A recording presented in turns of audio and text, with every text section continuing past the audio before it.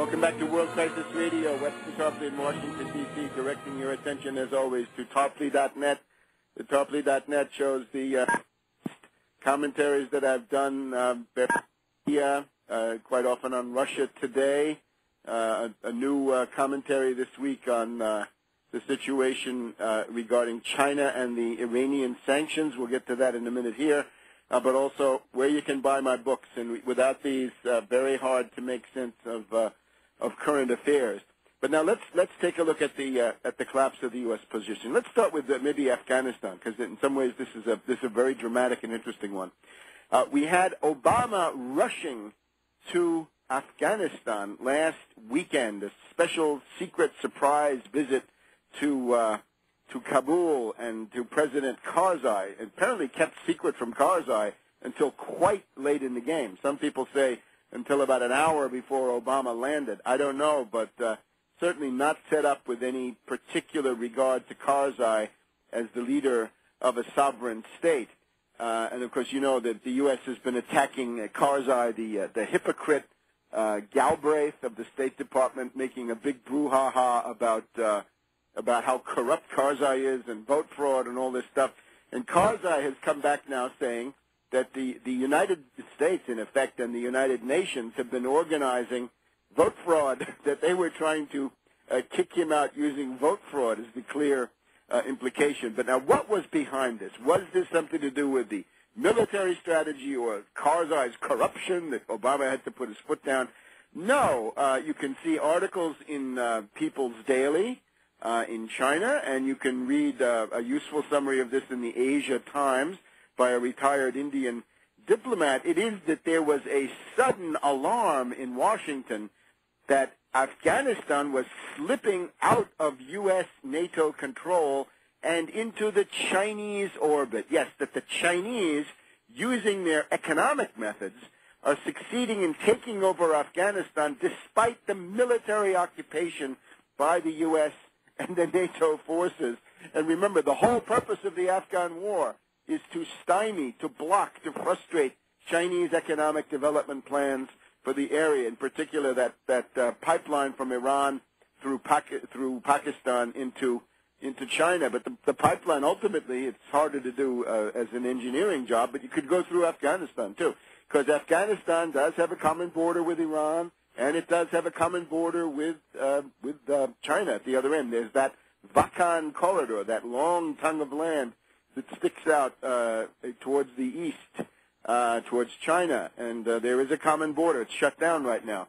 So Karzai had gone to Beijing for a 2-day visit. He had met with Chinese President Hu. He had been discussing development deals, all kinds of infrastructure contracts, industrial development contracts, agricultural cooperation, and all the full panoply of things.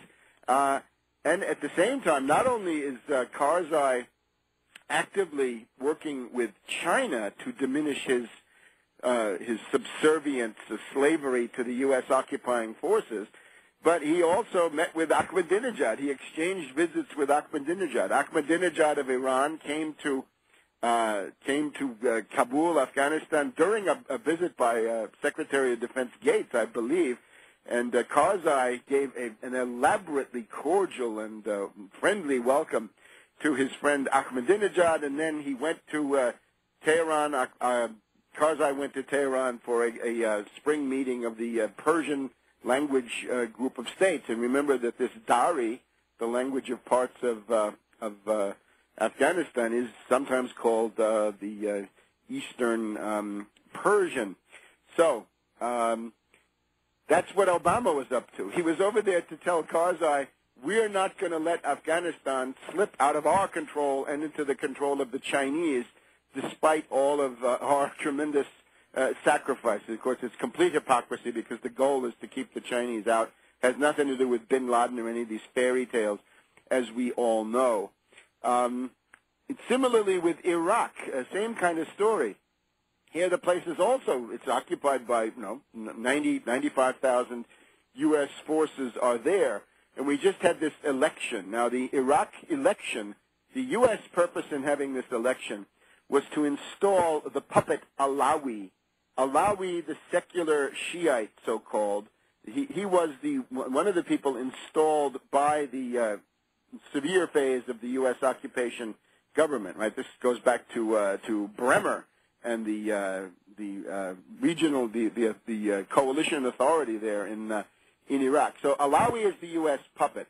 By contrast, Maliki, who is currently in power, Maliki becomes a representative or candidate of Iran, certainly, where he spent much of his time, and also of China, because the Chinese are moving into Iraq with what?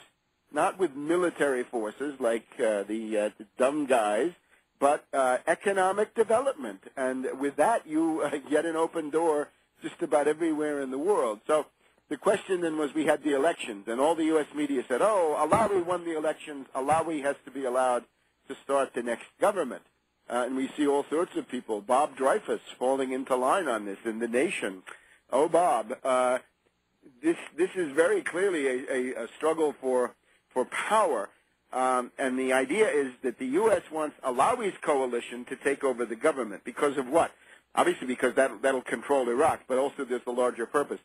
The whole idea of the U.S. is to assemble this Sunni and Arab bloc and play that against Iran, who are Shiites and Persians, as we know.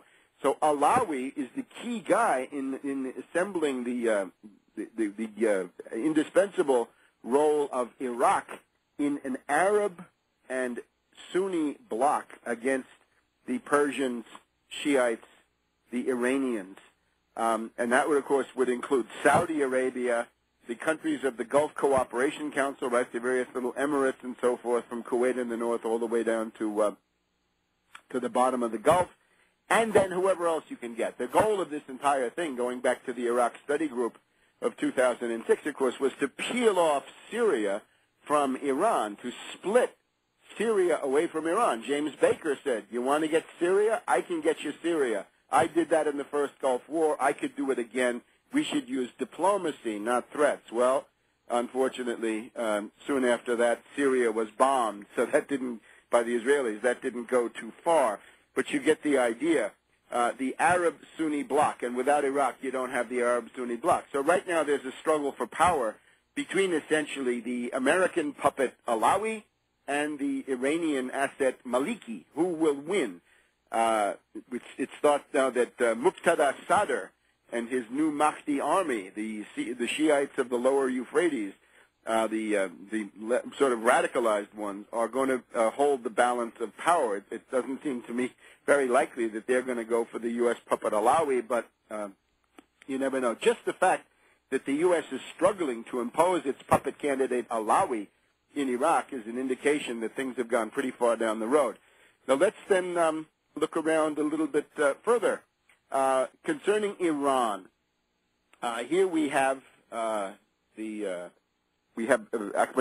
of course, going to Afghanistan and attacking the United States as the main promoter and sponsor of terrorism. And undoubtedly, he's pointing to the fact that this guy Rigi, the leader of the Jundullah group, the one that the terrorists and criminal smugglers that infest the border between Iran and Pakistan, that the Iranians have now captured, and they've got him testifying and singing, I'm sure, about all the details. He was on his way to meet Ambassador Richard Holbrooke in Central Asia when his plane was forced down by the Iranians, and that means that he was also set up for this by Pakistan. Pakistan told Iran where this guy was and then let this happen.